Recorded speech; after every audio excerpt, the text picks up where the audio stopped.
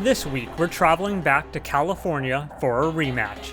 We're heading back to the American Ninja Warrior Adventure Park to get revenge on our previous attempt. Last time, I failed course number 3 due to the time limit, and this time, I'll be attempting the hardest courses. We're going to start with a speed course, then head over to course number 4, and we'll end today with course number 5. Each course has 5 obstacles with a 45-second time limit. No mistakes are allowed. Let's do it. First up is a speed course, which isn't actually one of the courses, but it's instead inside the bounce house. The website doesn't really promote it too much, but even though it looks really small on the outside, running through this is actually a really cool Easter egg. Now I noticed there's a kid on the right lane, so I immediately switched over to the left so I wouldn't get stuck behind him.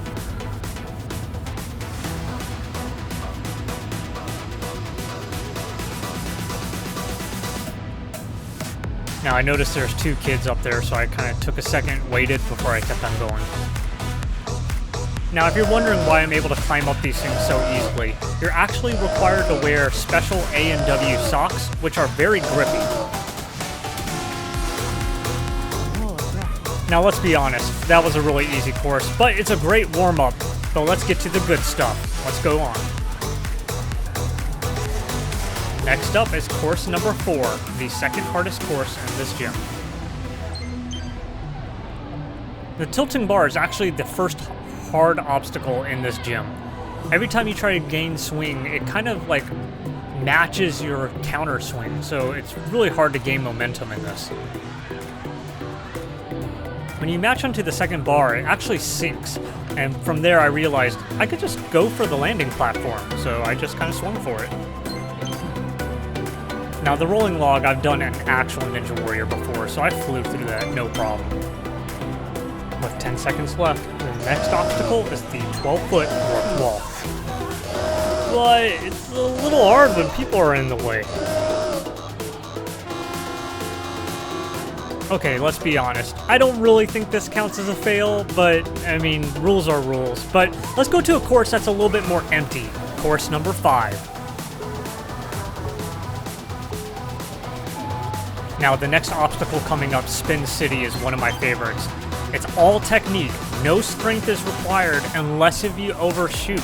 If you overshoot, you end up having to bear hug and respin. But for me, I just went nice and slow, kind of held the edges, and went right across. Now, this next obstacle, I did not think it was that hard until I touched it. Holy moly, this is the most oily piece of plastic I have ever touched in my entire life. You could see my hands shaking, smacking the plastic, doing whatever I could to hold on. This was astronomically so wet.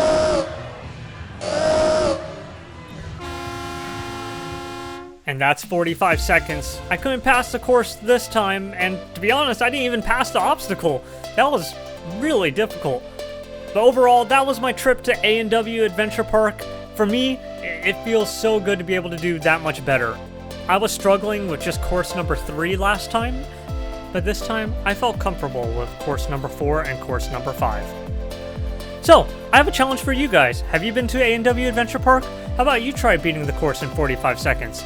Other than that, thanks very much for watching, and I'll see you guys next time.